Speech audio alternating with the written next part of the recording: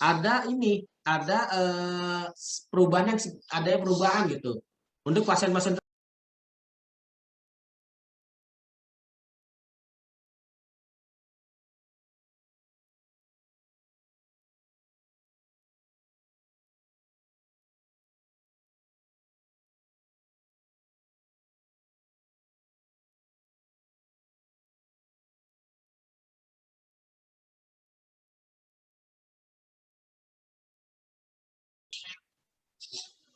Nah, oke, kita mulai ya.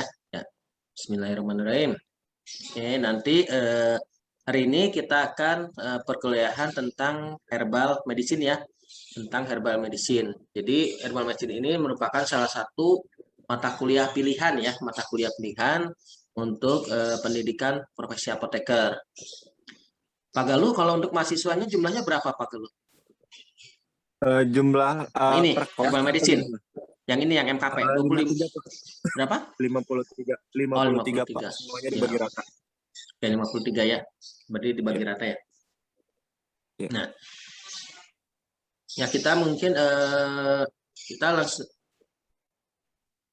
53. Oke. Kalau yang mungkin ini ya, yang apa namanya? Yang non alumni deh. Yang non alumni boleh deh raise hand deh. Saya mau tahu deh. Boleh nggak raise hand yang non alumni? Ya. Tolong yang non alumni raise hand ya.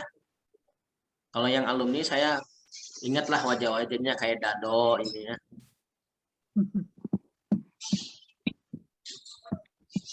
Pak Aris, mohon maaf, saya izin Ya. live dulu ya. Oke, siap Pak Galuh. Nuhun ya.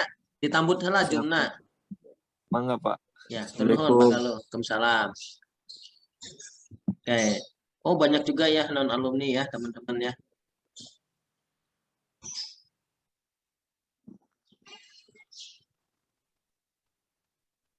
Oke ya.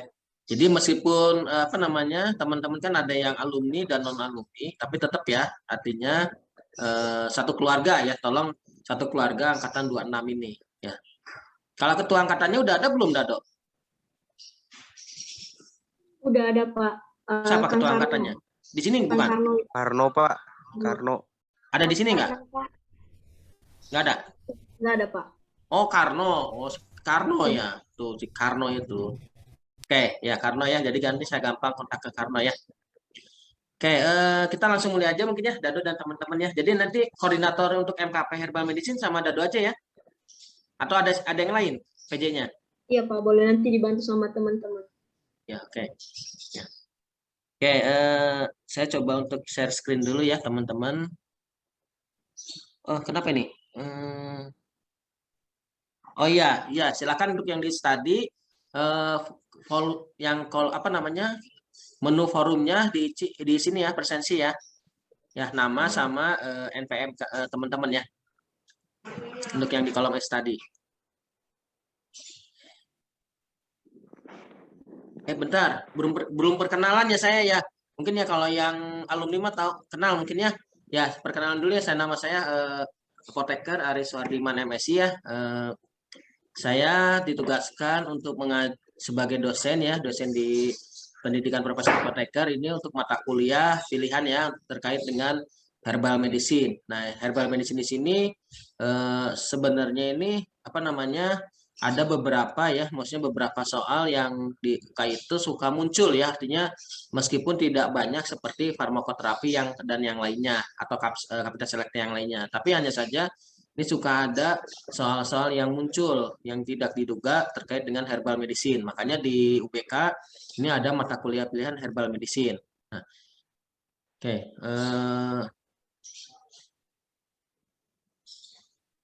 oke kita langsung aja ke perkuliahan. Ada yang mau tanyakan dulu nggak terkait perkenalan? Cukup mungkin ya. Nah, nanti nomor telepon mah gampang lah. Nanti bisa ke Dado ya atau ke siapa nanti kita kan bisa konsultasi apa namanya komunikasi.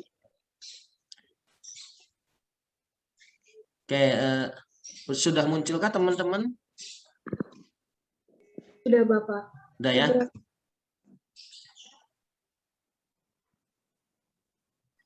Ya. Kita mulai aja ya terkait dengan perkuliahan. Nanti kalau misalkan ada yang mau ditanyakan, langsung dipotong aja ya, nggak apa-apa ya. Jadi nggak mesti harus nunggu saya selesai menjelaskan, karena di pendahuluan ini saya mungkin tidak terlalu banyak ya, nanti kita lebih ke arah sesi diskusi ya untuk apoteker ini. Nah, ini nanti kan setiap dosen itu diwajibkan untuk memberikan informasi terkait dengan kontrak pembelajaran kuliah daring ya, karena kita kan masih dalam suasana pandemik, jadi perkuliahan masih secara daring ya, jadi belum bisa luring. Nah, di sini yang pertama itu adalah mahasiswa sudah melakukan KRS dan perwalian. Nah, kemungkinan kalau untuk yang mahasiswa apoteker ini kan KRS-nya itu adalah massal ya, artinya oleh tim akademik ya untuk approve as KRS-nya. Kemudian pastinya juga mahasiswa sudah melakukan perwalian ya, teman-teman ya. Kemudian, karena kita menggunakan sinkronus dan asinkronus, jadi nanti teman-teman melakukan absensinya melakukan absensi pada studi UBK ya. Pada studi UBK ini berupa sesuai dengan yang ada di studinya gitu ya. Jadi kalau forum misalkan harus diisi presensi, tulis di sana. Nah, kemudian nanti kalau misalkan diperlukan juga nanti saya akan mencoba untuk men-share link Google Form ya untuk absensi, tapi kita melihat situasi kondisi saja. Nah, kemudian yang ketiga, ini untuk metode kuliahnya. Ini kan melalui studi UBK dan Jimit atau Zoom ya atau Giform. Artinya nanti biasanya kalau untuk latihan soal ini, pembahasan soal ini saya bisa membuatnya dalam bentuk Giform. Ya, nanti kalian di-share linknya ya. Kemudian, ini untuk mahasiswa ini wajib on kamera. Hanya saja kan mungkin di beberapa tempat ya teman-teman kalau misalkan terkendala sinyal atau jaringan juga silakan kalau misalkan mau off kamera. Tapi tolong untuk tetap mengikuti perkuliahan herbal medicine ya. Sebenarnya kalau untuk dengan saya perkuliahan untuk nilai ya gampang ya, artinya nilai itu saya termasuk yang tidak pelit lah, asal teman-teman ini mau mengikuti perkuliahan kemudian mengumpulkan tugas ya serta melakukan presentasi. Untuk nilai mah gampang, mau dikasih A juga gampang. Tapi A itu kan harus ada pertanggungjawaban ya, baik dari teman-teman maupun dari saya selaku dosennya. Jadi kita bisa kerjasama ya, maksudnya kerjasama biar proses pembelajarannya itu berjalan dengan baik ya untuk pembelajarannya. Nah, ini untuk kontrak pembelajaran ini gimana? Sudah sesuai ya teman-teman ya? Ada yang mau tambahkan nggak? Misalkan gini, Pak, nilainya mau A semua. Ada yang mau tambahkan nggak? Teman-teman, ini untuk kontrak pembelajaran cukup? Cukup, Pak. Cukup. Oke. Cukup, Pak. Ya. Kalau untuk keterlambatan 15 menit ya, toleransinya ya nggak apa-apa ya.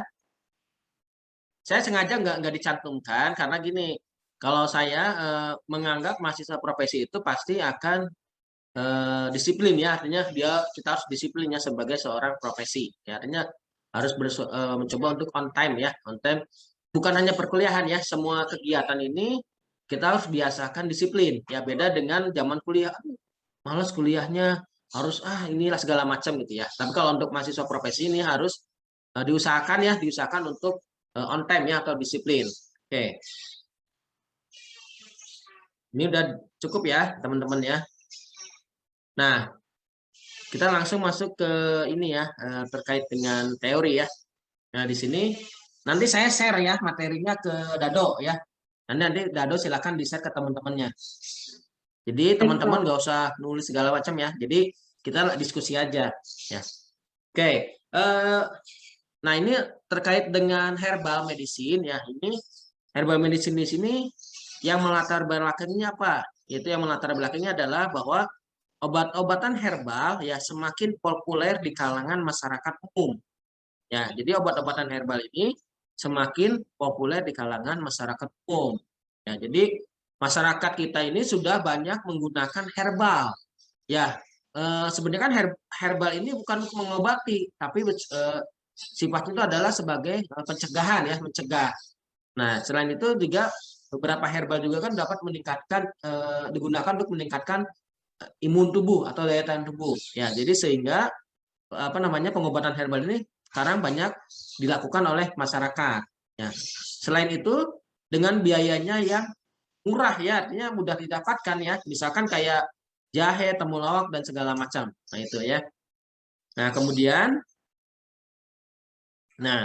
kemudian latar belakang yang lain terkait dengan herbal medicine ini ya, ini yang pertama itu adalah back to nature ya, artinya kita kembali ke alam. Ya, artinya maksudnya kenapa kita kembali ke alam? Maksudnya gini, kita kembali kepada pengobatan ya, pengobatan secara tradisional. Nah, kalau di Indonesia ini dikenal dengan istilah jamu ya, teman-teman ya. Kalau misalkan di Cina misalkan ada pengobatan Cina ya, kemudian ada India, nah Ayurveda dan lain sebagainya. Nah ini tergantung dari masing-masing negara. Kalau di kita kan dikenalnya dengan jamu, ya. Nah kemudian kenapa ini banyak masyarakat yang kembali ke pengobatan tradisional, ke pengobatan dengan bahan alam, ya. Karena sekarang masyarakat sudah mengetahui atau bahkan mereka sudah menyadari bahwa obat sintetis ini banyak menimbulkan efek samping, ya banyak menimbulkan efek samping. Nah, pertanyaannya, apakah obat-obat dari bukan apakah herbal ini tidak menimbulkan efek samping? Ya. Nah, herbal juga sebenarnya menimbulkan efek samping, hanya saja efek sampingnya ini adalah tidak terlalu signifikan, artinya tidak terlalu berbahaya, ya. Yang penting kalau kita melakukan pengobatan dengan herbal ini, kita menggunakan kita harus banyak minum air putih ya. Artinya karena kan sifat dari senyawa-senyawa dalam kandungan herbal ini dia sifatnya polar, artinya dia udah dilarutkan oleh air. Jadi kalau semakin kita banyak minum nanti semakin banyak obat herbal yang dapat diserap oleh tubuh. Nah, ini makanya efek samping tersebut itu adalah kecil ya untuk pengobatan herbal. Oke. Nah, kemudian setelah kembali ke alam, kemudian penggunaan herbal medicine atau penggunaan obat-obat herbal ini telah diterima secara luas di negara-negara ya. Kayak tadi misalkan ada Cina, kemudian bahkan Italia, Eropa, ya Mas Eropa, kemudian Indonesia. Dan ini negara-negara ini sudah mulai menggunakan penggunaan herbal medicine, ya pengobatan secara herbal. Nah, kemudian latar belakang yang ketiga di sini adalah pemanfaatan herbal medicine itu sendiri, ya. Nah, ini bahwa obat-obat tradisional ya atau herbal medicine ini telah dimanfaatkan, ya, telah banyak dimanfaatkan dalam pelayanan kesehatan, terutama dalam pelayanan kesehatan strata pertama. Ya, artinya ini untuk pengobatan pencegahan ini sudah mulai banyak digunakan. Ada yang dari Solo enggak Jawa? Ada yang dari Jawa enggak? Teman-teman. Pernah dengar ini enggak? Apa namanya? Tawangmangu, daerah Tawangmangu. Ada yang pernah dengar enggak? Ada? Pernah, Pak, pernah. Nah, Pernah, itu. Pak. Nah, ini kan di Tawangmangu ini kan di bawah ini ya Kementerian Kesehatan.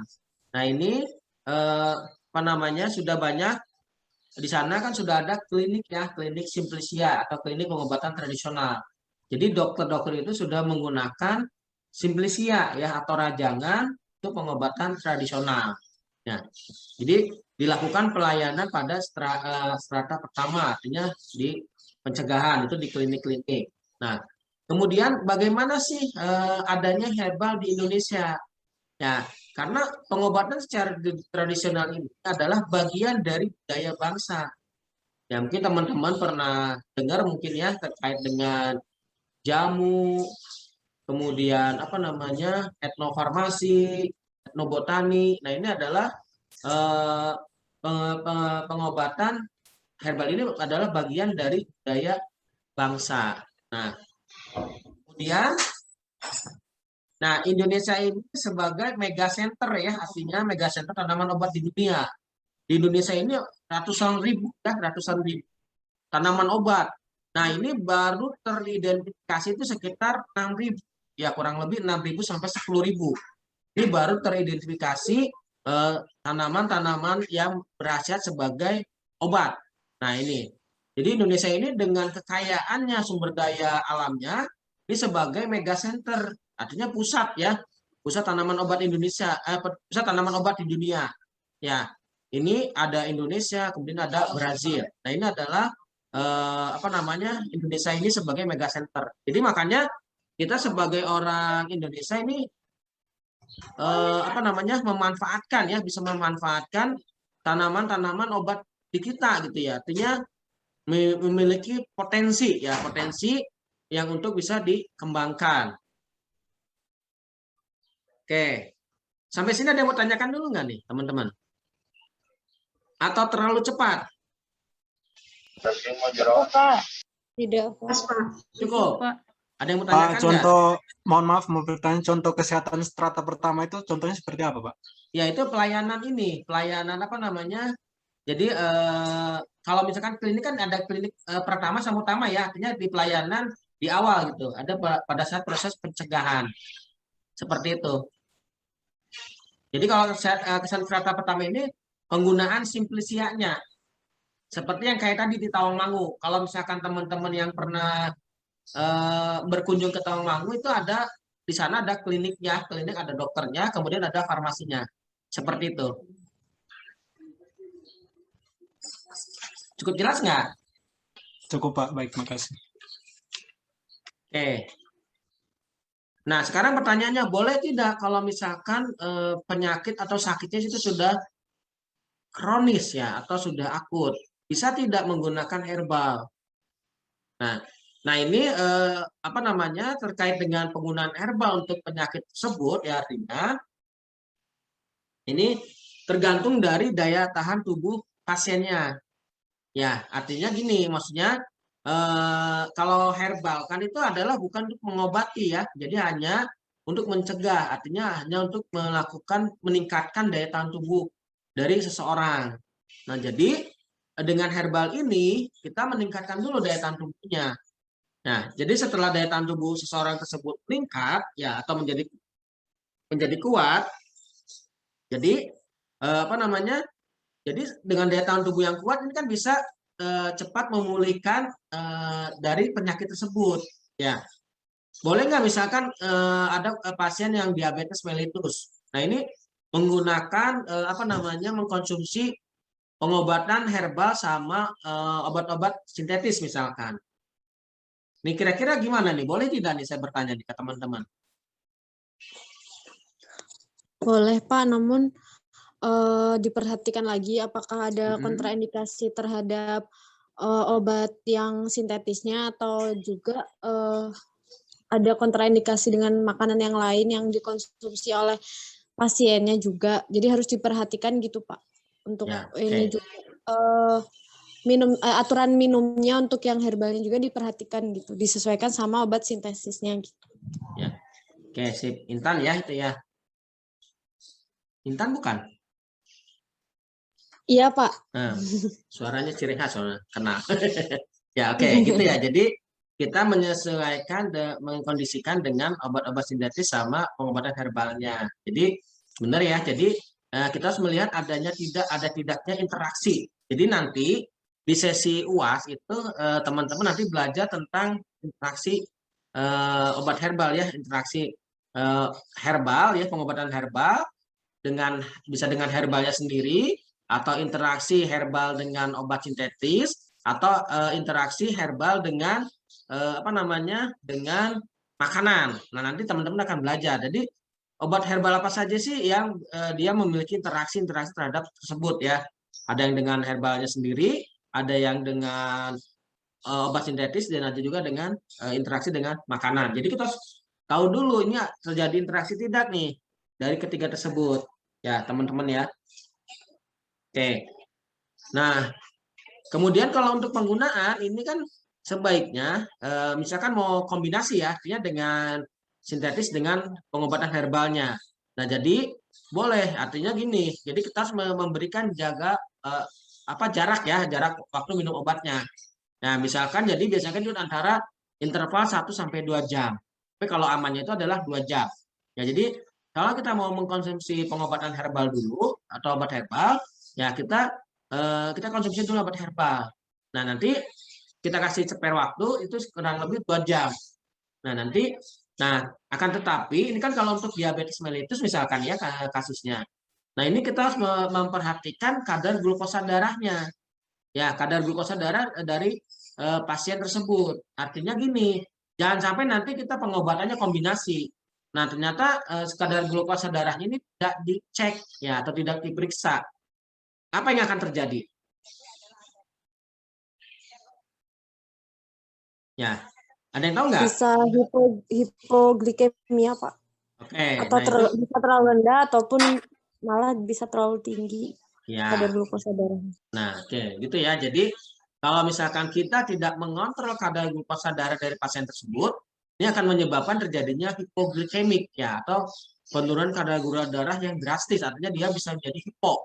Ya, kalau ya hipo juga kan berbahaya juga ya, artinya berbahaya untuk pasien tersebut. Ya, jadi hiper berbahaya, hipo juga berbahaya. Makanya untuk kasus-kasus pasien yang kadar glukosa darahnya tinggi ini harus dikontrol atau dicek kadar glukosa darahnya. Ya, teman-temannya. Barangkali nanti teman-teman menemukan kasus di soal-soal CBTI terkait dengan pengobatan tradisional ini. Oke, kemudian kita lanjut ya teman-teman. Nah, di sini obat herbal tradisional atau obat tradisional ini ya. Jadi ini dilakukan pengawasan ya, pengawasan oleh Badan POM ya, oleh Balai Pengawasan Obat dan Makanan. Nah, karena kan kita di Indonesia ada namanya unit Badan POM ya. Nah, Badan POM ini selain mengawasi obat-obat sintetis, Badan POM juga bertugas untuk mengawasi obat tradisional. Nah, di sini apa saja yang diawasi ya oleh Badan POM terkait dengan obat tradisional ini. Nah, di sini Badan POM ini melakukan inspeksi atau pengawasan terhadap industrinya. Nah, industri di sini industri apa yang dimaksud? Kan ada industri obat tradisional, ya kemudian ada UMKM, ya kemudian ada UMKM menengah, ada UMKM kecil, ada home industry. Nah, ini diawasi oleh Badan POM, ya.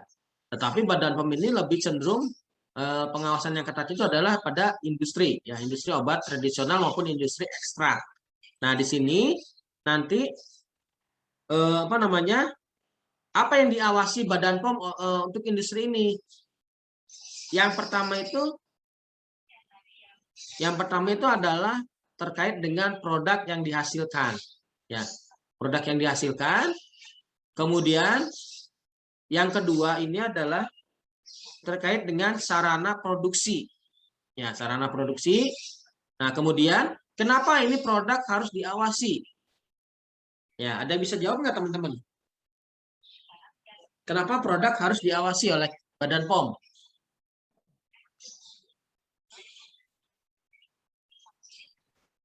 Agar standarisasi mutunya tercapai, Pak. Oke. Agar standarisasi mutunya tercapai. Sip ya. Oke. Ada lagi pendapat teman-teman yang lain? Kita diskusi ya. Pengontrolan produk, Pak. Jadi produk yang pertama didaftarkan sama yang selanjutnya itu harus sama gitu. Jadi terkontrol produknya. Oke. Untuk mengontrol produknya ya. Ya, sip. Oke, ada lagi teman-teman. Silakan. Monitoring efek samping yang mungkin ditimbulkan. Jadi, monitoring efek samping mungkin yang terjadi. Oke. Apalagi? Silakan. Jamin keamanan, Pak. Apa? Izin keamanan. Jamin keamanan, Pak. Oke, keamanan. Apalagi silakan. Kalau mahasiswa apoteker diskusi ya. Oke, ada lagi nggak? Takutnya ada BKO. Gimana sih, Pak? Ada BKO, Pak. Takutnya ditambah. Oke, ada bahan kimia obat. Oke, apalagi? memudahkan dalam hal recall obat, Pak. Oke, memudahkan dalam recall obat. Oke, sip, apa lagi? Silakan. Mungkin perlu diawasi untuk penyimpanan obatnya, Pak. Gimana? Untuk penyimpanannya, Pak. Oke. Ya, ada lagi? Nah, itu dan ada lagi teman-teman? Ya, jadi itu benar semua ya. Jawaban atau pendapat dari teman-teman. Jadi, kenapa Badan POM melakukan pengawasan terhadap produknya? Tadi sudah betul ya pendapat dari teman-teman tersebut. Artinya, intinya itu adalah untuk menjamin mutu ya, mutu dari produk herbal tersebut. Oke. Nah, kemudian kenapa Badan POM di sini melakukan sarana produksi? Nah, kalau dengan berhubungan dengan obat tradisional itu adalah apa? CPOTB ya, cara pembuatan obat tradisional yang baik. Nah, di sini nanti Badan POM akan melakukan inspeksi ya, atau melakukan pemeriksaan terhadap sarana produksinya berdasarkan dokumen yang ada di CPOTB. Nah, ini dokumennya ini hampir sama dengan dokumen CPOB. Ya, jadi tidak terlalu jauh berbeda ya antara CPOB dengan CPOTB. Nah, ini. Nah, kemudian dari sarana produksi dan produk ini, nah kita Badan POM ini juga lanjut melakukan pengawasan terhadap pre-market control. Artinya melakukan pengawasan atau pengontrolan sebelum dipasarkan. Tadi ya betul ya. Tadi ada registrasi produk. Nah, jadi produk ini harus terregistrasi dulu di Badan POM. Ya, jadi teman-teman kalau misalkan mau menjual suatu obat tradisional, kalau dia belum terregistrasi di Badan POM, ini sebaiknya jangan dilakukan. Ya, kadang misalkan ada konsinyasi di sini ini dari dari misalkan home industry atau UMKM yang belum memiliki izin edar. Nah, ini kan karena murah dan segala macam lah apa itu istilahnya gitu ya. Teman-teman mau mendapatkan keuntungan yang besar tapi dia tidak terregistrasi ya. Nah, jadi tolong jangan dilakukan hal seperti itu. Karena apa? Karena nanti yang pertama itu sangat merugikan masyarakat. Yang kedua, kalau misalkan kita tersidak ya, artinya adanya sidak ini dari Badan POM maupun dari kepolisian, yang nanti kita akan bermasalah. Nah, jadi tolong untuk diperhatikan registrasi produknya. Nah, kemudian tadi ya, saran produksi kenapa harus diawasi? Ini tadi berhubungan dengan sertifikasi atau rekomendasi CPOTB. Nah, ini adalah proses pengawasan pre-market. Jadi sebelum dipasarkan, ini Badan POM juga melakukan pengawasan ini. Nah, kemudian, nanti setelah ini terpenuhi, ya sertifikat sudah ada, sertifikat CPOTB sudah ada, kemudian produk sudah terregistrasi, nanti akan keluar produk dengan NIE. Ya, NIE di sini adalah nomor izin edar. Ya, jadi nanti Badan POM akan melakukan NIE-nya. Contoh, misalkan di sini ada POM TR, POM tradisional, nomor 1234A. Ini contoh ya, ini hanya contoh ya. Jadi ada POM TR, artinya TR itu adalah obat tradisional. Ya. Nah, kemudian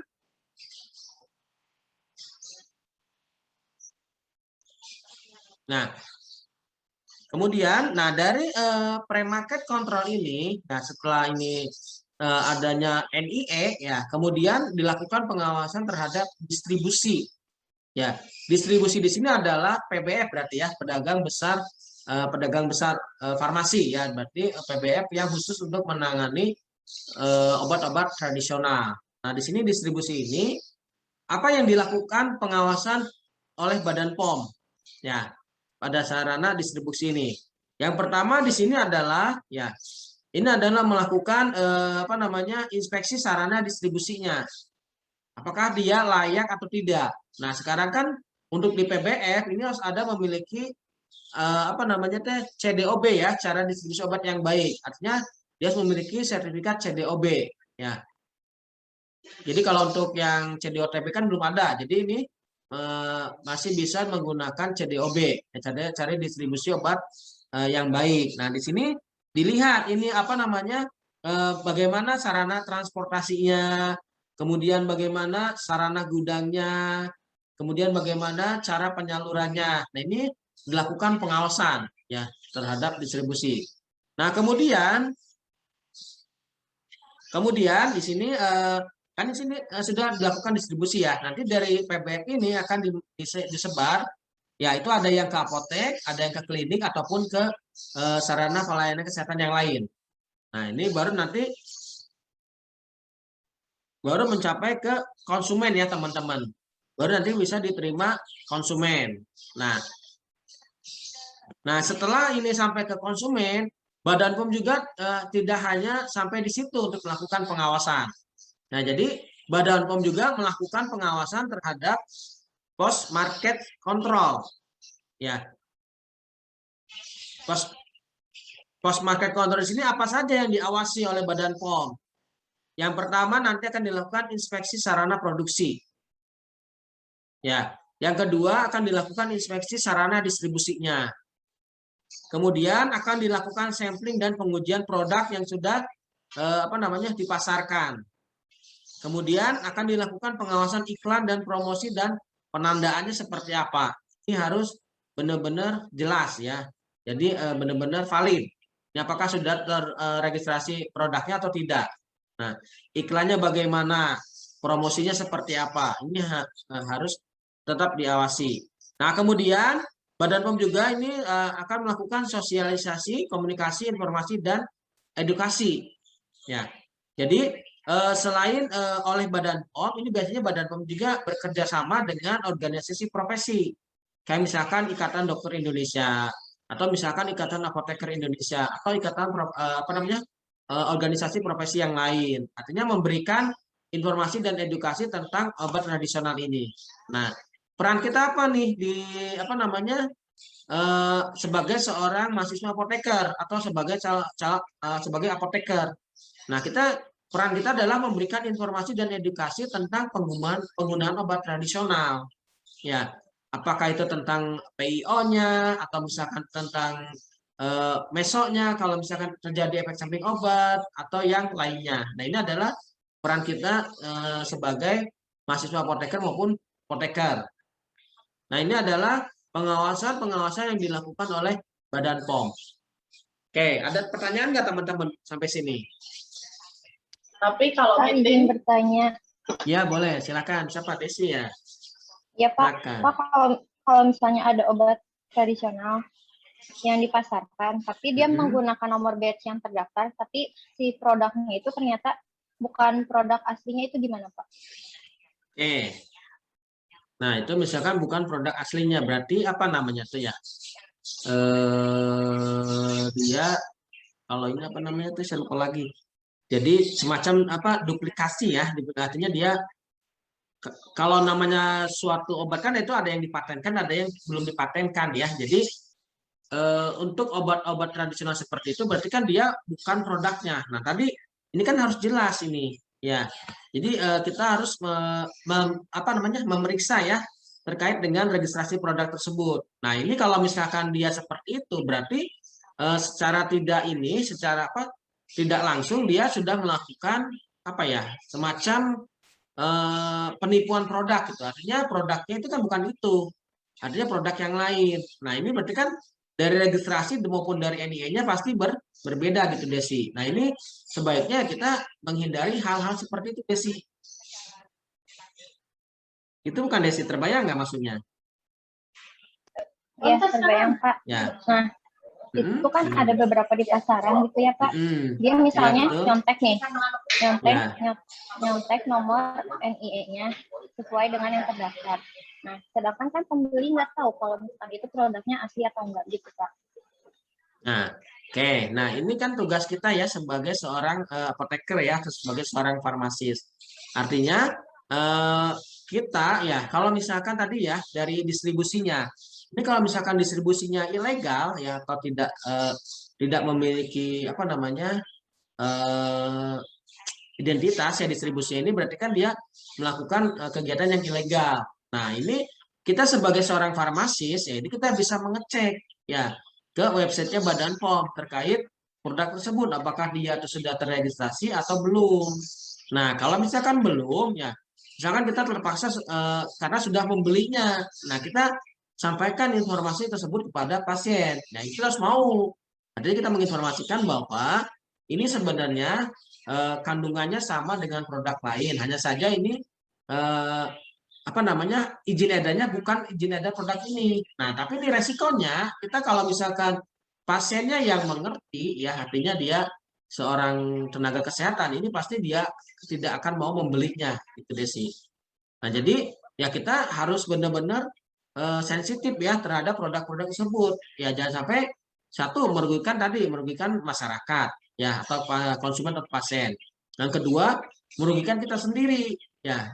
Kenapa? Ya pertama nanti SIPA kita ya surat izin praktek apoteker kita ini akan dicabut.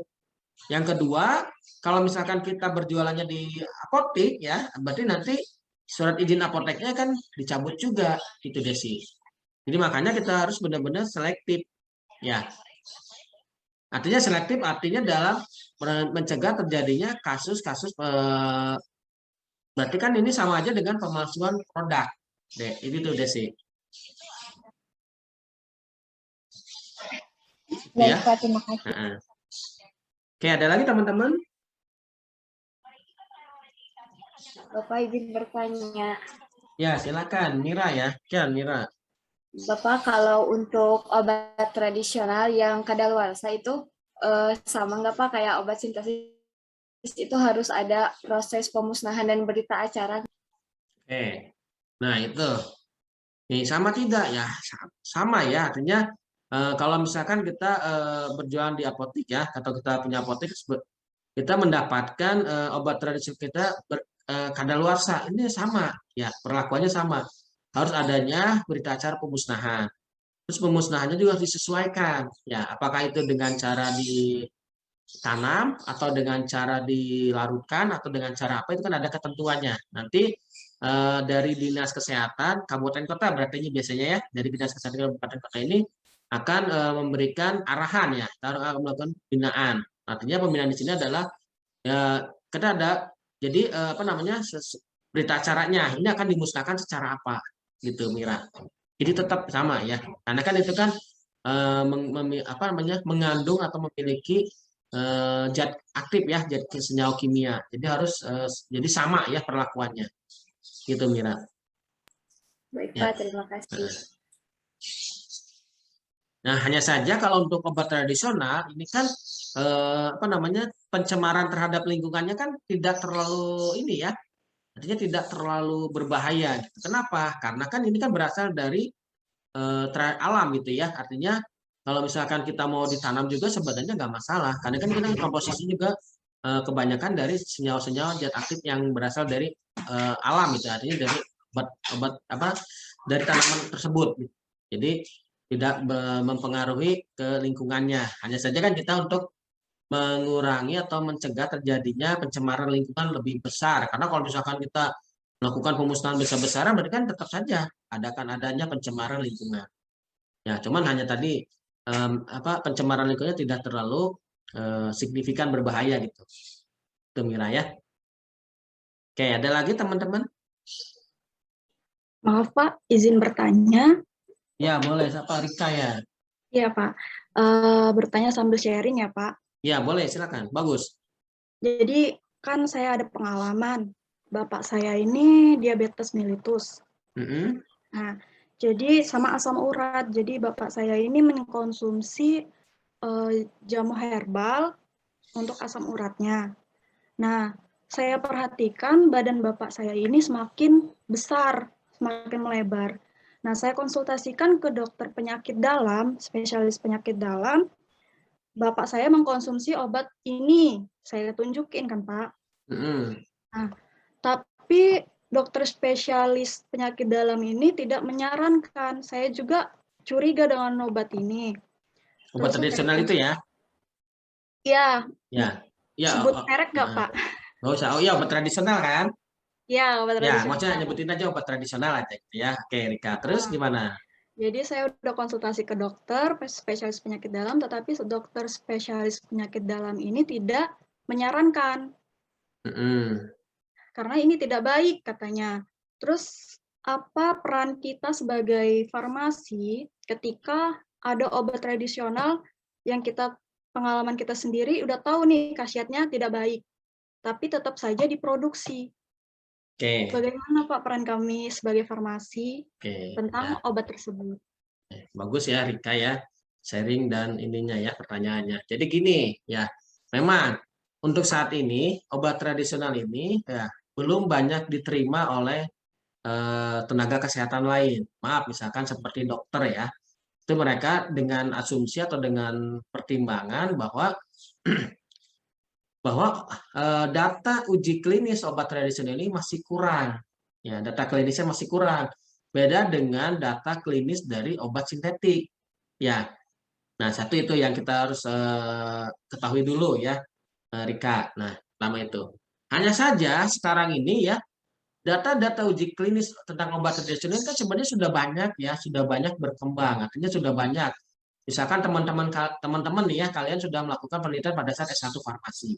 Ya, misalkan yang dari kalau di kita kan ada kelompok keilmuan bahan alam ya, biologi farmasi. Itu mereka melakukan penelitian di baik itu uji aktivitas, itu bukan hanya di bahan alam, ada juga yang farmakologi. Itu ternyata obat-obat tradisional tersebut memiliki aktivitas ya. Hanya saja karena data-data tersebut ini artinya ada yang dipublikasikan, ada yang tidak gitu. Nah, jadi kenapa? Mohon maaf, ini bukan terkait ini ya. Ini kan hubungannya dengan kepentingan ya, Rika ya. Artinya, tapi ada juga dokter-dokter yang sudah melakukan penggunaan obat tradisional. Ya, oke. Nah, sempat saya diskusi dengan dokter spesialis bedah ya. Itu pengalaman, artinya saya membawa orang tua ya, mertua gitu ya, mertua ke dokter spesialis penyakit bedah. Ya, artinya di sana bahwa bukan mertua sih. Ada pas waktu saya nganter mertua itu ada pasien. Ya, pasien itu dia ada batu ginjal. Ya, Rika, ada batu ginjal. Nah, si dokter dokter bedah itu menyarankan ini nggak usah dioperasi. Artinya nggak usah kalau dulu kan sekarang kan ada laser ya, artinya dia ditembak pakai laser ya si batu ginjal tersebut. Nah, itu menyarankan malah bukan seperti itu, malah menyarankan konsumsi aja daun kumis kucing sama kecibeling katanya. Itu dokter spesialis bedah loh, artinya ya dia menyarankan seperti itu. Dan ternyata setelah disarankan oleh dokter tersebut, si pasien itu dia mencoba mengkonsumsi tanaman-tanaman tersebut. Akhirnya ya dia tidak perlu dilakukan operasi. Setelah dicek ya batu ginjalnya dia luruh gitu. Nah, ini kasus yang dia memiliki efek sinergis gitu ya, Rika ya.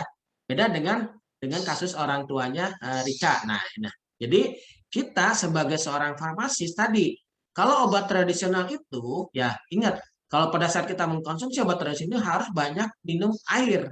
Ya, kenapa? Karena tadi di dalam kandungan tanaman obat ini banyak senyawa-senyawa aktif ya yang dia sifatnya polar, artinya dia mudah larut dalam pelarut air ya. Karena kan air kan dikonsumsi sama kita, bukan alkohol kan, bukan etanol ya. Jadi air. Nah, kalau kita semakin banyak mengkonsumsi air, nah ini nanti banyak senyawa-senyawa yang terserap dengan baik gitu, Rika. Nah, kemungkinan ini kenapa kejadiannya orang tuanya Rika tadi badannya semakin besar karena mungkin dari segi minum airnya itu kurang. Artinya kalau minum airnya banyak itu kemungkinan ini akan jadi tidak terserap dengan baik. Nah, kalau misalkan konsumsi airnya kurang. Nah, karena obat tradisional itu harus banyak mengkonsumsi airnya lebih banyak gitu. Karena untuk menyerap ini. Nah, sekarang dokter tersebut misalkan menyarankan tidak boleh digunakan ya tadi karena ya gini, tadi ada beberapa dokter yang belum bisa menerima penggunaan obat tradisional ini. Nah, bagaimana kita sebagai seorang farmasis? Ini kembali lagi kepada kita memberikan informasinya ya baik kepada pasien ataupun pada keluarga kita sendiri gitu. Artinya ini kita silakan. Ini kalau untuk obat tradisional kan sifatnya bukan menyembuhkan, tapi sifatnya itu adalah mencegah ya Rika ya. Artinya mencegah. Artinya ini tidak bisa menyembuhkan, hanya mencegah. Nah, ini kemungkinan efek dari sebenarnya kalau bapaknya, ayahnya Rika ini berarti dia ini menjadi besar badannya itu ya. Ini kan berarti kan sebenarnya efeknya udah positif gitu. Artinya efek yang bagus gitu. Karena kan gini, biasanya kan kalau yang diabetes ya, diabetes juga ya Rika ya. Nah diabetes ini kan biasanya kan dia untuk badan kan itu dia mempengaruhi gitu Rika. Ya artinya maksudnya dengan adanya penyakit diabetes kan badan menjadi kecil kan. Artinya dia sudah memberikan efek yang positif gitu, efek yang sinergis yang baik. Nah seperti itu Rika. Jadi kita sebagai seorang farmasi ya kita memberikan edukasi atau informasi gitu. Ini kembali lagi ke pasien kita, apakah kita mau tetap mengkonsumsinya atau mau mengikuti saran dokter tersebut gitu. Ya Rika, terbayang nggak maksudnya? Iya, Pak. Jadi Terbayang. kita jangan takut, jangan ragu gitu ya sebagai kalau kita memiliki data-data yang bukti yang kuat. Ya, kayak misalkan gini, kita mengkonsumsi bawang putih misalkan, hipertensi. Nah ini secara empiris sih, bawang putih ini digunakan sebagai pencegahan darah tinggi atau hipertensi ini bagus gitu. Ya, pengalaman sendiri ini mah pengalaman sendiri. Oh kepala saya pusing nih. Saya mengkonsumsi bawang putih. Nah, alhamdulillah besoknya sudah membaik gitu Rika. Nah, jadi ya kembali lagi kepada kita memberikan informasinya dengan data-data yang ilmiah tadi gitu Rika. Ya. Tapi kalau untuk ini obat tradisional itu ya selama kalau mengkonsumsinya baik ya dengan aturan yang baik atau yang tepat dosisnya ini sebenarnya nggak bermasalah gitu. Artinya bagus gitu. Seperti itu. Ya, Pak. Terima kasih, Pak. Itu ya Rika.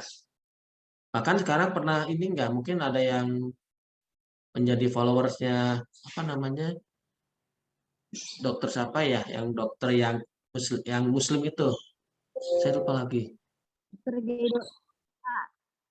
yang di IG tuh ada siapa ya lupa ya saya Jenul Akbar. Jenul Akbar ya itu kan beliau sangat menyarankan pengobatan tradisional karena mohon maaf kalau yang muslim kan Allah itu memberikan fasilitas ya dengan sumber daya alamnya yang banyak. Jadi misalkan gini, mungkin sering ada yang pernah makan ini ya buah naga merah atau buah naga putih. Nah itu secara secara dari bentuk itu adalah dia digunakan untuk apa? Untuk memperbaiki sel darah merah, ya, dan sel darah putih untuk buah naga putih. Itu kan alam sudah memberikan fasilitas gitu ya, yang segitu banyaknya besarnya. Jadi kalau kita mau memperbaiki sel darah merah kita ya kita cukup mengkonsumsi buah naga merah. Kalau sel darah putih dengan konsumsi buah naga putih. Dan itu kan sekarang sedang dilakukan penelitian tentang itu. Gitu ya. Artinya jadi ya alam memberikan itu gitu. Kemudian untuk jahe, temulawak misalkan. Ini secara empiris kan sudah banyak digunakan oleh untuk bumbu masak, terutama di daerah perkampungan. Coba kita lihat.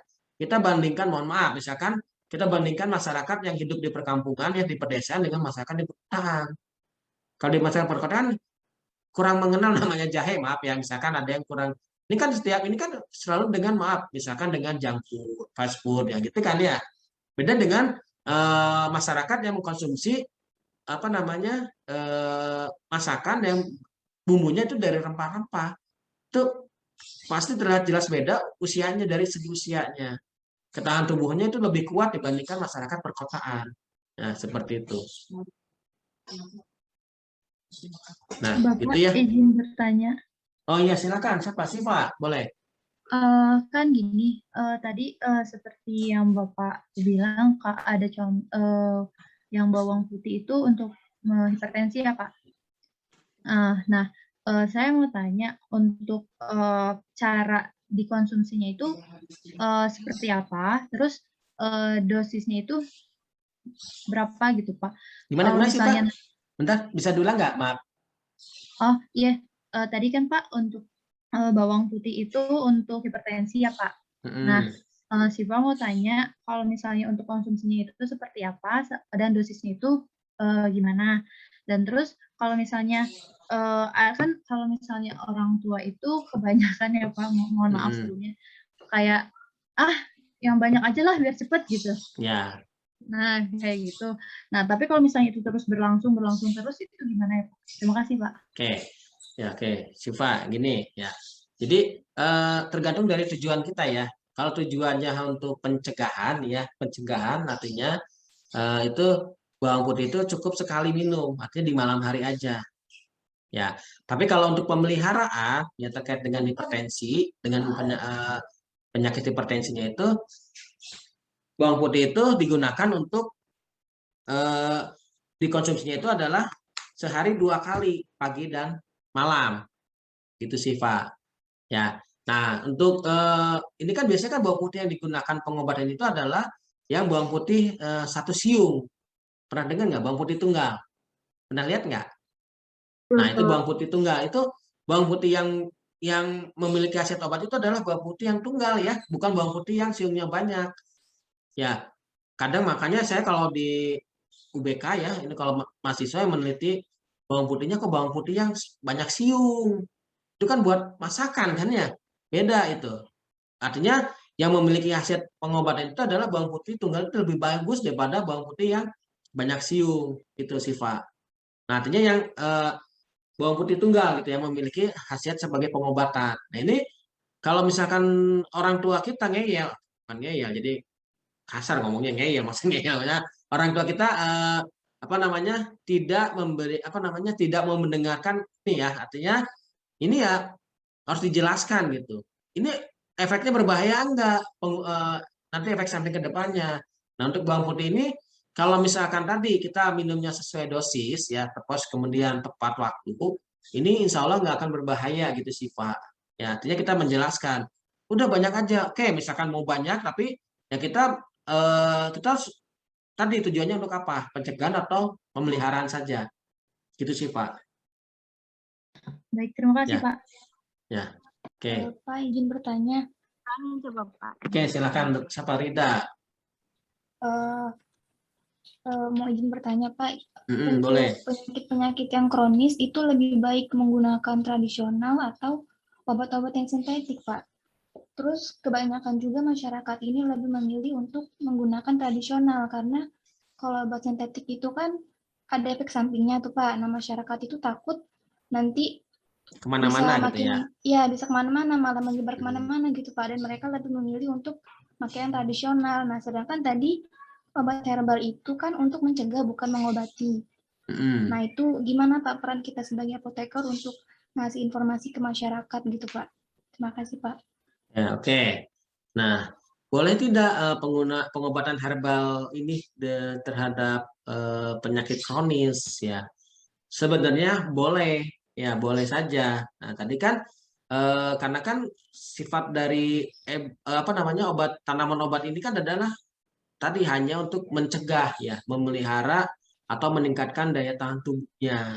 Nah, jadi kalau misalkan kita sering mengkonsumsi obat tradisional ini, artinya yang alami ya, bukan yang dalam bentuk misalkan kadang ada ya jamu maaf ditambah BKO itu kan berarti kan tidak baik. Jadi kalau kita untuk yang penyakit kronis ini sebenarnya boleh gitu mengkonsumsi obat herbal karena obat herbal ini akan meningkatkan daya tubuh dari pasiennya. Hanya saja ya itu kita harus mengontrol. Misalkan tadi kronisnya apa?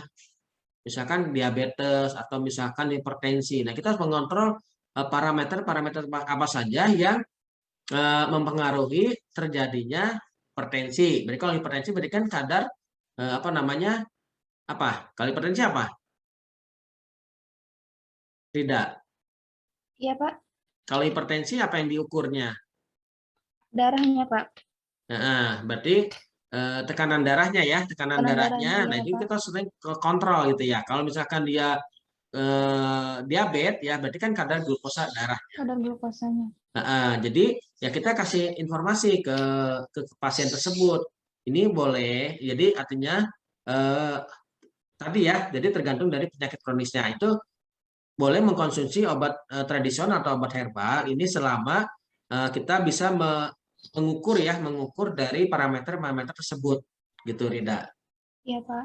Ya, jadi kita menginformasikan bahwa ini kita harus memeriksakan ya, mengontrol tadi tekanan darahnya gimana nih? Apakah sudah stabil atau malah jadi hipotensi? Nah, kalau itu berarti kan sudah di stop gitu. Artinya maksudnya dikurangi dosisnya, jangan langsung di stop, kurangi dosisnya. Nah, misalkan tadi kadar glukosanya darahnya langsung drop misalkan, berarti kan terjadinya hipoglikemik. Itu mulai dikurangi dosisnya. Nanti baru masuk ke tahap pencegahan. Gitu, Rida. Ya. Baik, Pak. Makasih, Pak. Maaf, izin Oke. Ya, silakan. Gini Pak, dalam aplikasi keseharian ya Pak ya, saya kan bertugas di instalasi farmasi juga. Seandainya berikan obat gula, maka gula nakis yang obat itu. Terus saya dalam memberikan vitamin juga memberikan didampingi obat tradisional, minum kayu manis. Apakah itu melanggar kode etik, sementara dokternya itu tidak tahu gitu. Itu inisiatif saya kepada pasien sebagai bentuk saya, karena mereka juga sudah jenuh gitu minum obat sebanyak ini. Sebenarnya itu tidak melanggar kode etik ya, Bu Nenden ya. Nah, alhamdulillah Bu Nenden udah calon apoteker ya. Oke, Bu Nenden.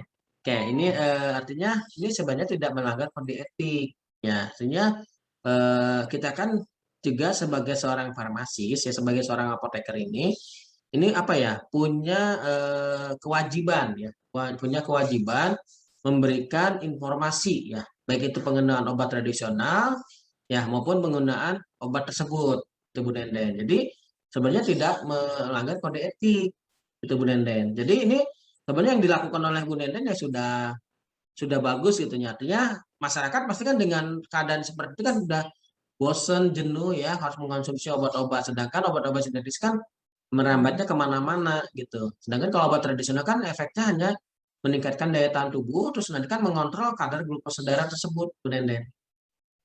Gitu ya. Jadi Bu Nenden nggak usah khawatir, nggak usah takut melanggar kode etik gitu.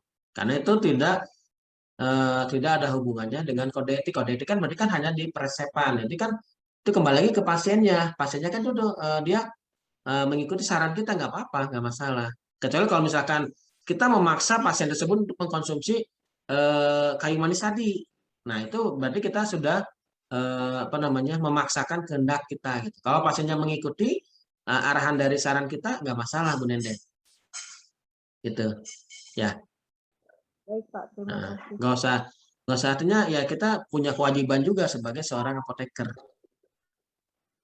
Oke, ada lagi teman-teman? Ya. Mau bertanya, Pak? Ya, oke, silakan.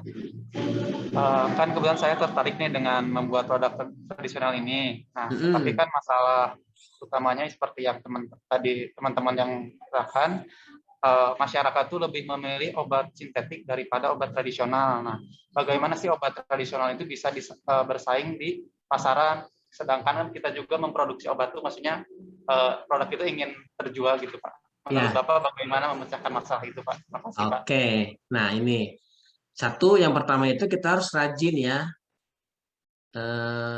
Ini Bang Hedi, ini kerja di mana? Di klinik, Pak. Cuma kebetulan mau punya produksi, mau bikin produk tradisional sama Oke. ada ini keluar ini. Ya, oke. Ya, jadi gini, kita ya sebagai seorang apoteker ya, sebagai seorang farmasis, kita harus sering melakukan informasi dan edukasi tentang obat tradisional tersebut. Nah, sebenarnya saya ini ada kita di grup itu alumni herbal ya, artinya ada grup pengobat herbal ya, herbal se-Indonesia gitu ya. Artinya di sana ada dosen, ada praktisi, ada dokter gitu ya. Artinya kita yang berperan di untuk obat tradisional ini mengembangkan gitu ya. Artinya ya tadi obat tradisional ini belum diterima karena di ranah di ranah pemerintahan atau apa gitu, saya lupa lagi. Nah, itu mereka belum, masih gimana gitu, masih alot gitu. Ya, masih, jadi artinya masih ada. Nah, itu kita sebagai seorang farmasis ya jangan takut, kita memberikan informasi dan edukasi tentang obat tradisional ini dengan bukti-bukti ilmiah yang sudah ada. Karena kan banyak bukti-bukti ilmiah publikasi-publikasi jurnal yang berasal dari obat tradisional. kayak misalkan tadi di kita ya di UBK, kalau Bang Edi kayaknya non alumni ya. Nah, kalau di UBK kan ini ada kelompok ilmuwan, gitu. Artinya kita ada kelompok ilmuwan kakak farmakologi ini melakukan mereka risetnya mahasiswanya itu adalah dari obat tradisional. Kemudian ada yang kelompok ilmuwan biologi farmasi itu udah pasti dari obat tradisional. Nah, kita memberikan informasi dan edukasi berdasarkan dari data-data bukti ilmiah tersebut. Nah, kan bukan hanya mahasiswa kan yang melakukan penelitian, ada juga dosen yang melakukan penelitian. Nah, itu. Jadi, setelah kita memiliki data tersebut, kita menyampaikan informasi dan edukasi hasil-hasil tersebut. Nah, jadi semakin kita gencar ya memberikan informasi terkait dengan obat tradisional ini, masyarakat semakin melek gitu ya. Artinya melek ini maksudnya mereka semakin sadar, oh ternyata benar nih obat tradisional ada manfaatnya gitu. Ya. Dado gimana? Bapak palingan mau nambah dikit aja, ada 2 saran dari teman-teman. Kalau untuk proses pembelajaran kan di record ya Pak. Jadi boleh nggak minta file record untuk dibagi ke teman-teman yang bukan MKP ini, soalnya pengen bagi mata kuliah gitu Pak. Jadi oh iya yang boleh. tahu. Nanti saya coba. Boleh nggak apa-apa, boleh banget. Ya, Pak. Waktunya udah habis ya? Ya Pak, sama beberapa teman-teman ada terkendala e-learning Pak. Jadi saya udah cek tadi itu semua pada ngeluh udah download sama absen, tapi di study-nya masih cemberut. Jadi palingan nanti dihubungin lagi ke ini ya, bagian akademik. Ya, nanti dikonfirmasi ke akademik ya, Dado ya. Siapa? Nah, maksudnya ini kenapa bermasalah dengan study berarti ya? Iya Pak. Ya. Tapi untuk keseluruhan semua anak-anak hadir Pak. Ya hadir ini 53 kan ya? Iya Pak. Kan 54 sama saya ya. Nah, sip. Oke. Ya cukup mungkin ya. Waktunya udah habis ya. Ya, Dado ya. 11.30 bukan waktunya?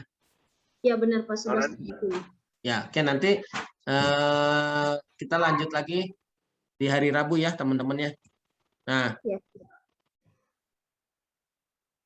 Nah, ini menarik ya, maksudnya terima kasih banyak ya teman-teman mau merespon. Artinya kalau saya nggak jadi profesor praktek seperti ini, jadi kita lebih banyak diskusi gitu ya, kita sharing gitu ya. Jadi jangan ke arah teori. Saya yakin kok teman-teman ini dengan mungkin ada yang sudah bekerja ya, atau ada yang bekerja atau yang misalkan dia punya visi misi ke depannya seperti apa. Oke, mungkin berhubung waktunya sudah habis ya, lewat 5 menit juga, tapi alhamdulillah ya responnya positif dari teman-teman semua. Mudah-mudahan ini terus berjalan ya, nanti ke depannya nanti kita selalu diskusi ya. Jadi kita sering diskusi, jadi jangan teori saja gitu. Jadi kita lebih sering enak diskusi. Oke, mungkin cukup mungkin ya teman-teman ya. Nanti kita lanjut di hari Rabu ya, bertemu lagi di hari Rabu ya, Dado ya. Ya, Pak. Ya. Oke, kalau tidak ada saya izin ini dulu ya, di screenshot dulu ya teman-teman ya. Silakan dibuka kameranya ya. Kalau misalkan memungkinkan untuk dibuka kamera ya.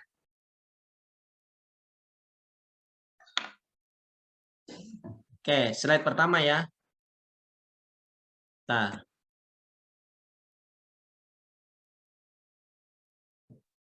Ya, 1, 2, 3. Nah, ya.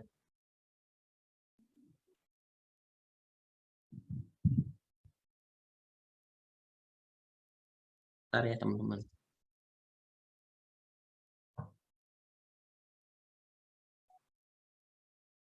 Kemudian slide kedua. Ya.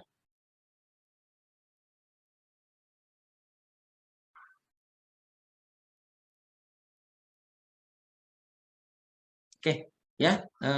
Terima kasih banyak teman-teman atas respon positifnya. Mudah-mudahan apa yang kita sampaikan bersama ini bisa bermanfaat untuk kita semua ya, dan mudah-mudahan bisa bermanfaat untuk orang lain juga. Ya mungkin saya mohon maaf apabila ada kesalahan atau kekurangan dalam pemaparan materi ini. Ya, mungkin sekian dari saya. Terima kasih. Assalamualaikum warahmatullahi wabarakatuh. Waalaikumsalam warahmatullahi wabarakatuh. Terima kasih Bapak. Terima kasih banyak Pak. Apa sih ada lagi? Jadi kayak ya ada package yang apa-apa